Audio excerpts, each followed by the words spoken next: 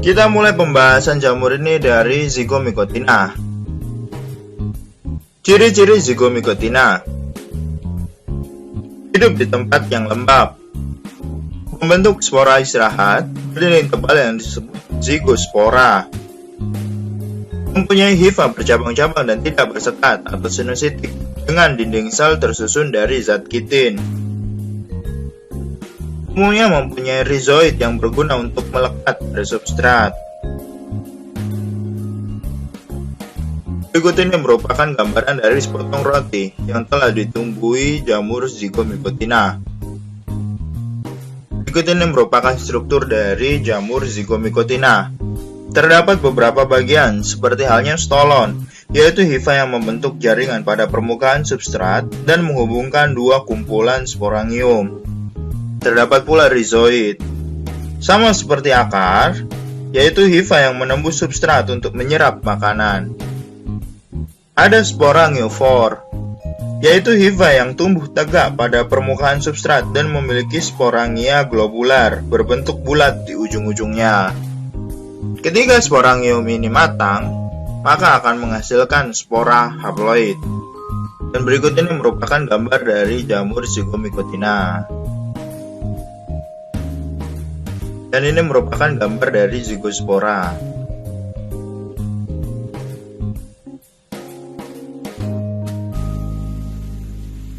Selanjutnya reproduksi Zygomicotina.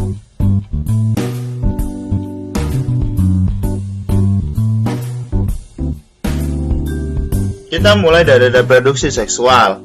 Misalia terdiri dari jenis kelamin negatif dan positif. Jenis kelamin negatif ini ditunjukkan dengan nukleus warna merah, sedangkan jenis kelamin positif ditunjukkan dengan nukleus warna biru. Kedua misalia ini akan bertemu dan membentuk gametannya dengan nukleus haploid. Selanjutnya akan terjadi proses plasmogami. Selanjutnya akan berlangsung proses plasmogami. Zygosporangium terbentuk, mengandung banyak nukleus haploid dari dua induk. Selanjutnya, terbentuklah zygosporangium. Zygosporangium berkembang membentuk lapisan luar yang kasar, berdinding tebal, melindungi dari kondisi yang tidak menguntungkan. Saat kondisi menguntungkan, terjadilah proses karyogami yang dilanjutkan dengan proses meiosis. Zygosporangium berkecambah membentuk sporangium dengan tangkai pendek.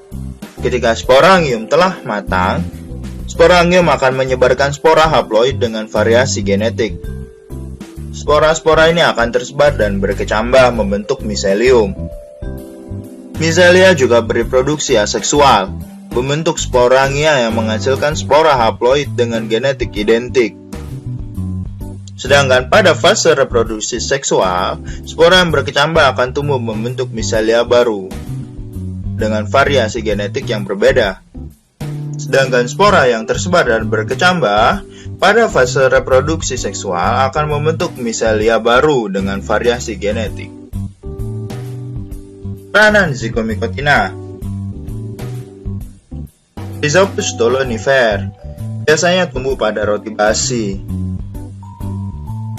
Rhizopus oligosporus atau Rhizopus oryzae membantu dalam proses pembuatan tempe. Rhizopus nigricans mampu menghasilkan asam fumarat dan biasa tumbuh pada tomat. Pucor mucedo banyak ditemukan pada kotoran ternak. Pucor hiemalis berperan dalam proses fermentasi susu kedelai. Globolus hidup dalam kotoran hewan yang telah terdekomposisi. Beauveria bassiana dapat dimanfaatkan sebagai pengendali hama alami. Metarhizium anisopliae berperan dalam pengendalian kumbang Colorado.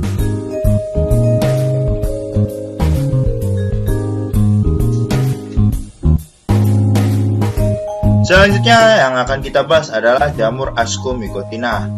Kita mulai dari ciri-cirinya dulu. Ciri-ciri jamur Ascomycotina: memiliki hifa bersekat atau asenositik dan berinti banyak.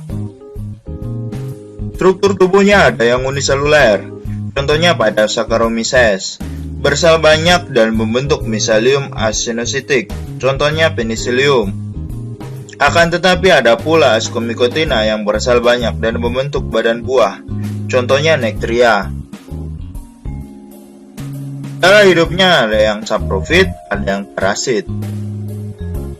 Menghasilkan spora adalah ascus atau ascospora. Setiap ascus mengandung 8 spora. Ascus-ascus tersebut berkumpul membentuk badan yang disebut ascocarp.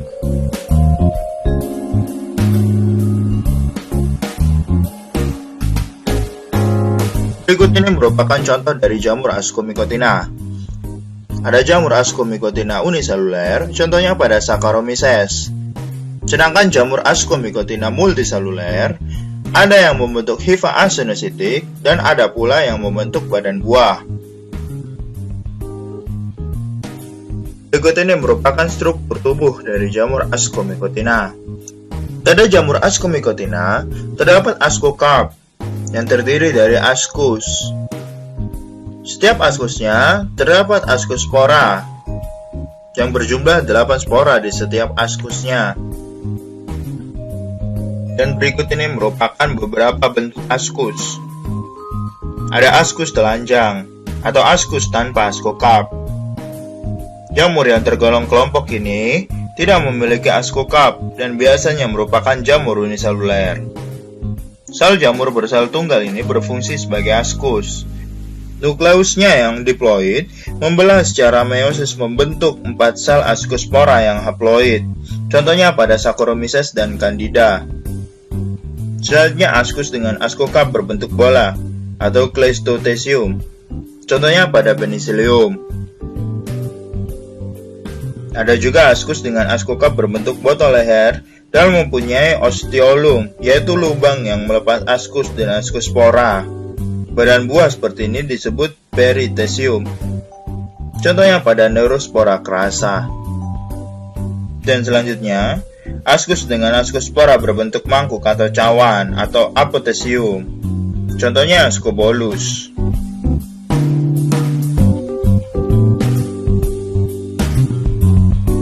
Reproduksi Ascomycotina. Kita akan bahas mulai dari reproduksi Ascomycotina uniseluler. Sel-sel diploid akan melangsungkan pertumbuhan vegetatif membentuk tunas. Tunas ini akan terus tumbuh membesar hingga akhirnya tunas ini terlepas dari induknya dan membentuk individu baru. Lingkungan yang tidak menguntungkan menyebabkan pembentukan ascus secara meiosis. Terbentuklah 4 ascospora haploid dalam ascus.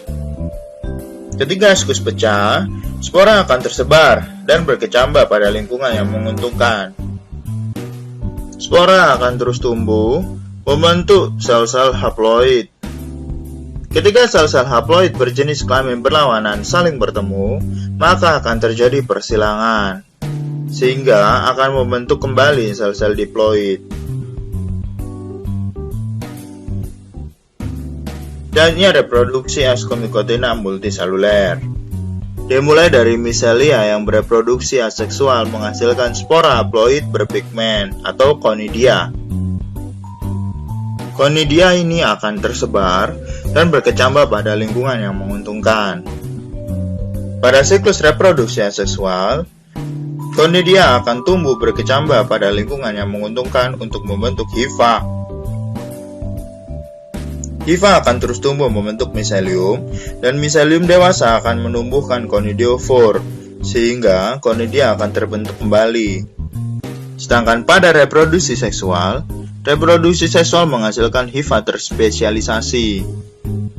Conidia yang berjenis kelamin berlainan akan bergabung ke hifa dengan jenis kelamin yang berlainan. Hifa dikaryotik, hasil dari plasmogami, akan menghasilkan banyak ascus dikaryotik. 2 diantaranya ditampilkan di sini. Karyogami terjadi pada setiap ascus, menghasilkan nukleus diploid.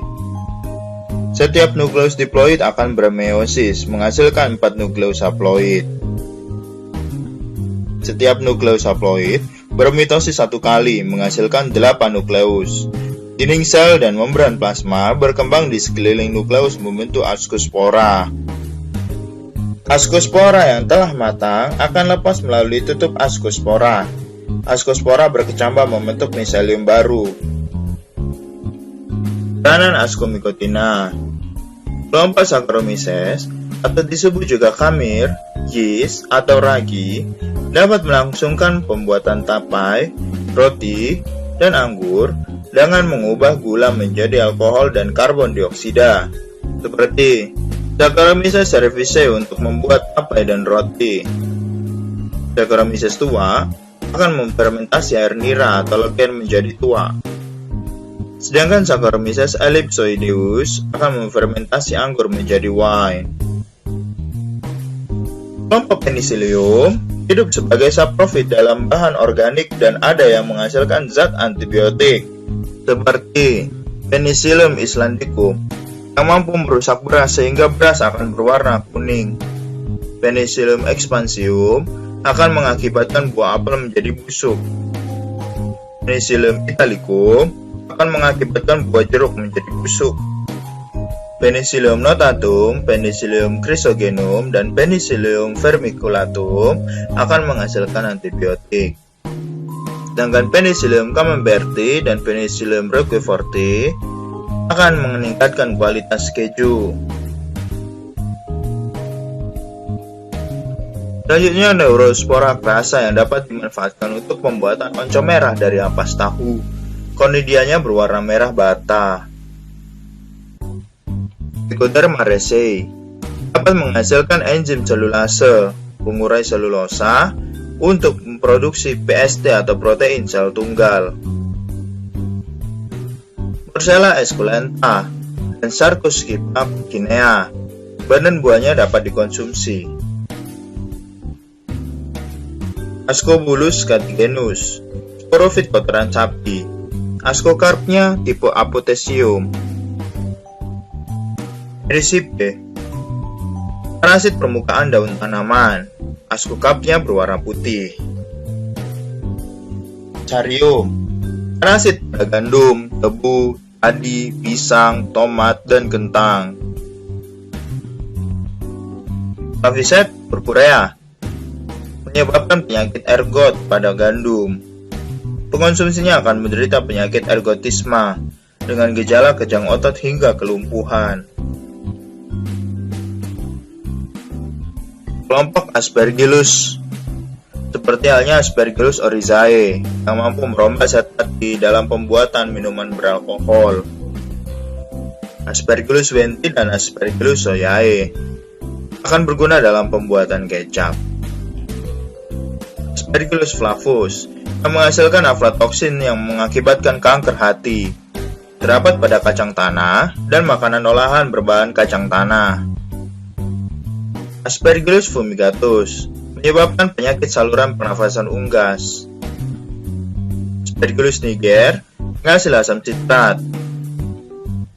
Aspergillus nidulans hidup parasit di telinga dan menyebabkan automikosis.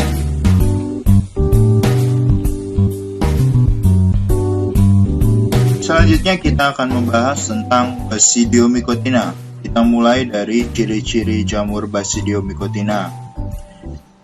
Struktur tubuhnya multiseluler dan biasanya makroskopis.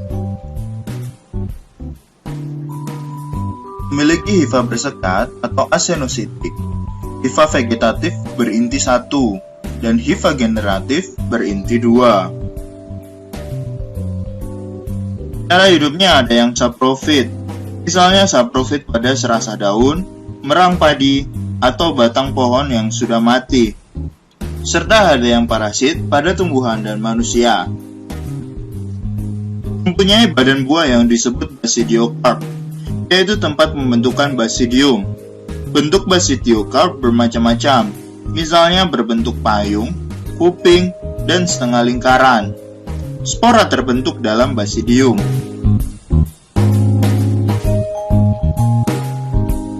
Berikut ini merupakan struktur tubuh dari jamur Basidiomycotina. Pada umumnya, tubuh buah Basidiomycotina mempunyai bagian-bagian berikut, seperti tudung atau pileus. Merupakan bagian yang di bagian bawahnya mengandung bilah-bilah. Pada jamur muda, Pileus dibungkus oleh selaput Phylum Universale, dan menjelang dewasa, pembungkus tersebut akan pecah. Selanjutnya ada bilah atau lamela, merupakan bagian di bawah tudung berbentuk helaian. Selanjutnya ada tangkai tubuh buah atau stipe, merupakan massa miselium yang sangat kompak dan tumbuh tegak menopang tudung. Selanjutnya kita akan membahas tentang reproduksi jamur Basidium mycotina. Diawali dengan miselium haploid yang berbeda jenis kelamin, melakukan proses plasmogami. Hasil plasmogami terbentuklah miselium dikaryotik. Bentuk miselium dikaryotik tumbuh lebih cepat dibandingkan dengan miselium induk haploid.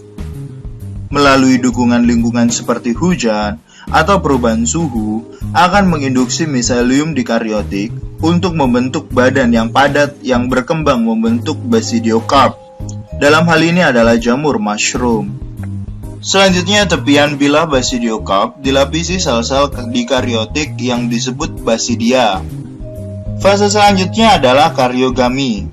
Karyogami di setiap basidium menghasilkan nukleus diploid yang dilanjutkan dengan proses meiosis.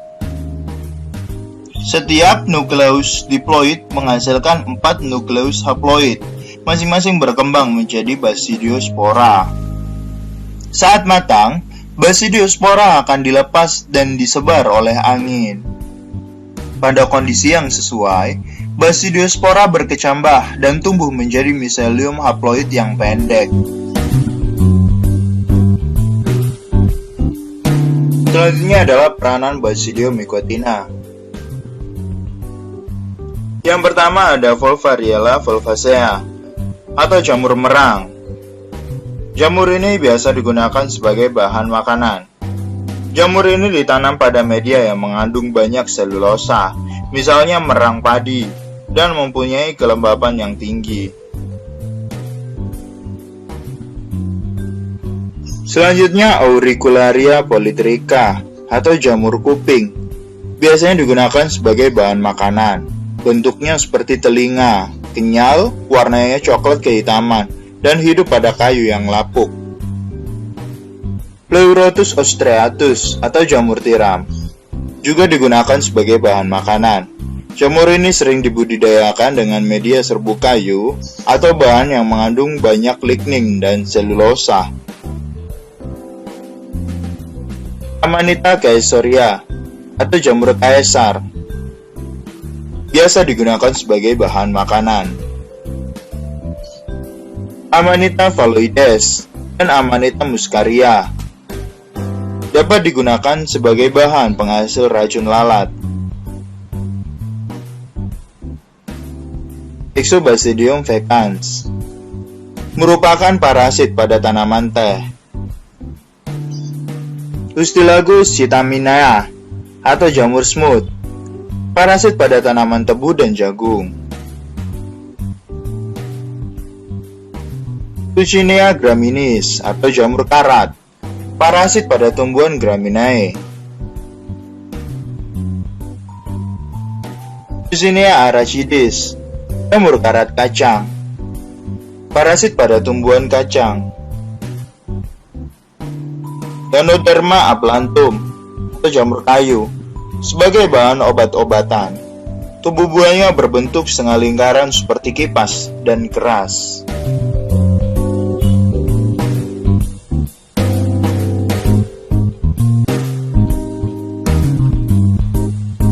Selanjutnya yang akan kita bahas adalah kelompok jamur Deuteromycotina. Kita bahas mulai dari ciri-ciri jamur Deuteromycotina. Memiliki hifa bersekat atau asenositik dan dinding selnya dari zat kitin. Jarang membentuk tubuh buah dan berukuran mikroskopis. Hidup sebagai saprofit atau parasit. Reproduksi seksualnya belum diketahui. Jadi semua jenis fungi yang sudah dapat diidentifikasi tetapi belum diketahui cara reproduksi seksualnya akan dikelompokkan dalam Deuteromycotina. Berikut ini merupakan contoh dari spesies jamur kelompok Deuteromycotina. Dan berikut ini merupakan struktur tubuh dari jamur Deuteromycotina.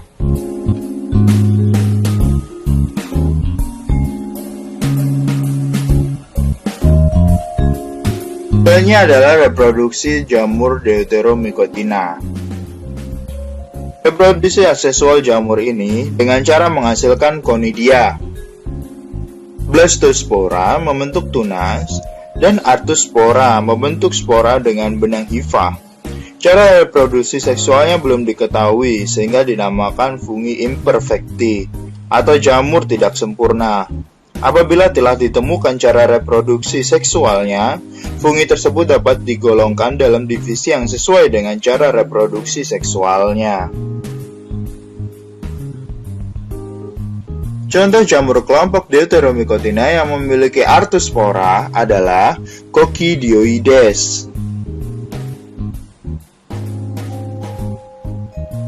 Contoh jamur Deuteromycotina yang memiliki Chlamydospora dengan Blastospora adalah Candida.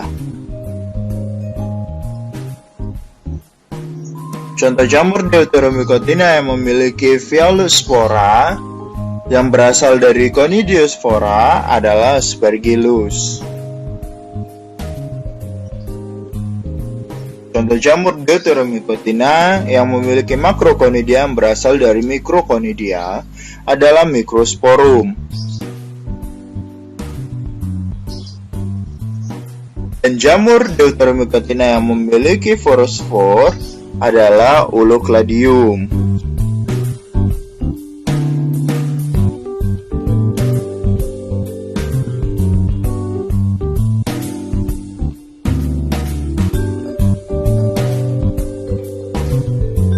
Berikut ini adalah contoh siklus hidup dari Coccidioides.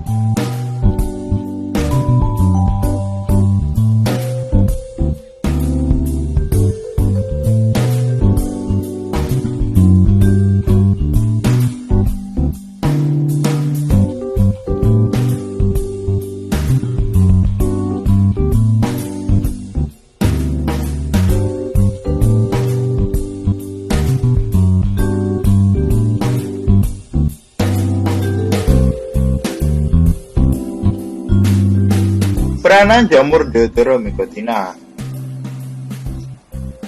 Tinea versicolor mengakibatkan penyakit panu pada manusia. Epidermophyton floccosum mampu mengakibatkan penyakit kaki atlet pada manusia. Trichophyton mampu mengakibatkan penyakit cooling ringworm pada manusia.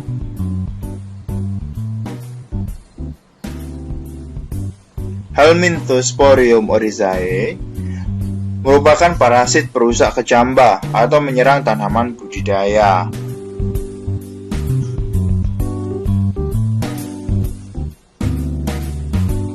Sekian video kali ini, sampai jumpa di video selanjutnya. Terima kasih dan semoga bermanfaat. Wassalamualaikum warahmatullahi wabarakatuh.